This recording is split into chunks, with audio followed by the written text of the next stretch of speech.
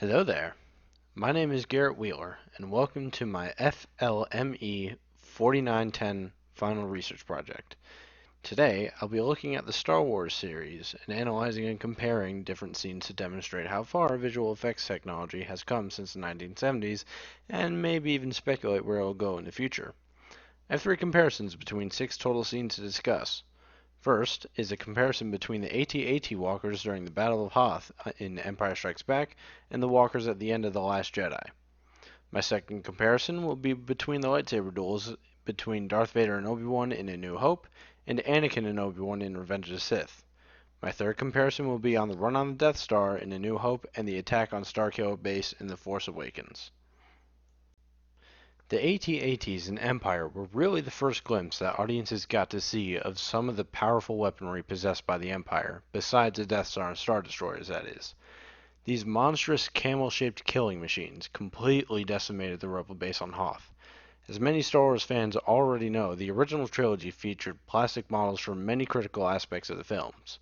The most prevalent use was during space battles where the vehicles, when shown in full view rather than cockpit, would fly through space maneuvering to avoid enemy fire and come out victorious in the galactic dogfight.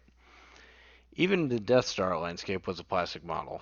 The AT-ATs were also plastic models that were filmed using a stop-motion technique. The First Order delivered an even bigger and more powerful version of the previous Empire technology. Much like their predecessors, they began to obliterate the hideout of the Resistance members before the image of Luke showed up. The biggest difference between these walkers and the original walkers is that they didn't exist as a prop. They were entirely digitally created and added to the film. The advancement of the technology we use allowed for the creation of a more fluid moving machine than what we had in the original. Some people would argue that the newer AT-AT walkers looked more realistic as well. However, while they may be correct, they are also very wrong. The fact of the matter is that the AT-ATs don't exist in real life. Essentially, someone can't really make a claim that it's more realistic or has a better grasp on realism when it isn't real in the first place. VFX, whether it's something major like the AT-ATs or something minor like changing the lighting on an actor's face or removing a sign in post-production, distorts reality. This makes the concept of realism a rather tricky thing to talk about in regard to film. Maybe someone could make a semi-valid argument on the minor details such as slightly adjusting the color of a scene or lighting, as I mentioned earlier, in saying that the end result of the scene is what it would look like in real life. But if that were the case, then there wouldn't be any need to make those adjustments using visual effects. Let's move on to the staple of the Star Wars universe, the one thing above all other things that asserts its position in the story. The object that every superfan, young or old, wants a real-life version of in their possession. The lightsaber. The lightsaber is a trusty weapon used by the Jedi, Sith, and Knights of Ren. In each film, with the exception of the newer ones, the lightsaber seemingly aesthetically improves time and time again. Let's take a look at the very first lightsaber duel in the saga, the duel between Darth Vader and Obi-Wan in A New Hope. Notice how the blades seem rather thin compared to what we've gotten used to in the newer films. Also, pay close attention to how the blade is behaving in general. The light constantly shifts and moves around what would be the edge of the blade. See how pale the color is too? If you watch closely, you can even see the blades bending when they connect with each other during the duel. Even in the latest digital remaster, these characteristics of the lightsaber still remain. Now let's compare that to the most iconic duel of the series.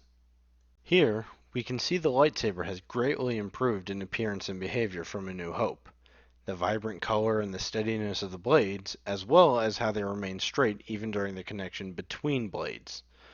The way the blades no longer bend around each other may be the most interesting change out of the three. This could have been caused by three different possibilities. One, it was the technological progress since the original film that allowed for such an aesthetically drastic change. 2. The props were improved significantly so as to not allow the bend. Or 3. The actors never actually made the props connect. Of the three, the most viable one is option 1. With photographs taken of Hayden and Ewan on set during the filming of the scenes, the blades of the props are not much thicker than the original, and they are very clearly making full contact. The VFX supervisors are really the ones to credit for a change like this occurring. Had it not been for their constant maintaining of communication between their team and Lucas, such an improvement on the aesthetic appearance of the lightsaber might have been relatively lackluster. Even the new trilogy under Disney has continued to make aesthetic improvements to them, with Kylo Ren's unstable lightsaber being the obvious result. Moving on to the final comparison, the attacks on the Death Star and Starkiller base in A New Hope and The Force Awakens respectively, is a particularly fascinating thing to think about. Similarly, lining up with the comparison of the AT-ATs earlier, the surface of the Death Star was a plastic model that a cameraman recorded as other pieces required to make the scene did what they were meant to do, while Starkiller Base was a complete digital rendering. Interesting as it may be, it would be kind of pointless to talk about the plastic versus digital idea again. Other aspects that took place during these sequences are actually very similar despite a 3-decade time gap between the technology used to make them. As an example, take a look at this clip of Luke and his X-Wing fighter after reaching the trench. What we see in the background of the shot is the surface of the Death Star moving as Luke flies straight to the target. This was the work of green screens. What the VFX crew did for this was take footage from the trench and superimpose it onto the green screen behind the X-Wing prop that Mark Hamill sat in for the scene. It's a fairly basic piece of technology when discussing visual effects and how they're generated in the way that they are. In fact, when we look at this battle sequence from The Force Awakens, it's the same thing. It's all the work of a green screen that allows for these similar shots to exist. It is very interesting, though, that despite how old the technique of using a green screen is, the quality of what's digitally added onto it still maintains a steady flow of innovative progress as time goes on. This has more to do with how the technology works to create the environment rather than just being about the technique. Of course, however, it's the time gap and a lack of change to the basic idea of how to utilize a technique that is the most interesting thing about it.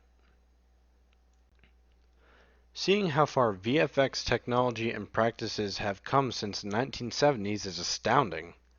Movies from this year even look drastically different from movies made within the last decade. If, for example, one were to compare the visuals of Avengers Endgame with the visuals of Iron Man, they would see quite a difference in the quality of the effects. With the technology we have today, it's almost kind of difficult to see how it would improve further beyond this point.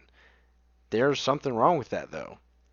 That's always how people feel about film aesthetics during the time a particular film is made. How many people who don't regularly research movie-making tech could have possibly seen Revenge of the Sith and thought, that looks nice and all, but this could have been done to make it look better? With every era of film, we're at the pinnacle of our technology. Ironically, though, this same thought is what drives innovation and improvement onto the technology. Why? Because people want new. They want better.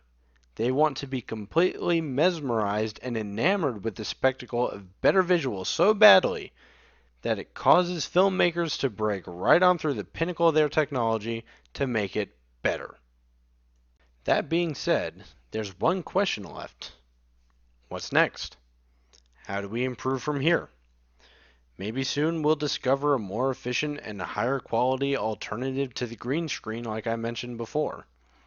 Maybe someone develops a software that automatically adjusts every frame of a sequence to create the desired appearance based on the VFX artist typing in a description of what he wants it to look like. One thing is for sure though, when it does come around, whatever it is, it will probably blow us all away. Thanks for watching, and may the Force be with you.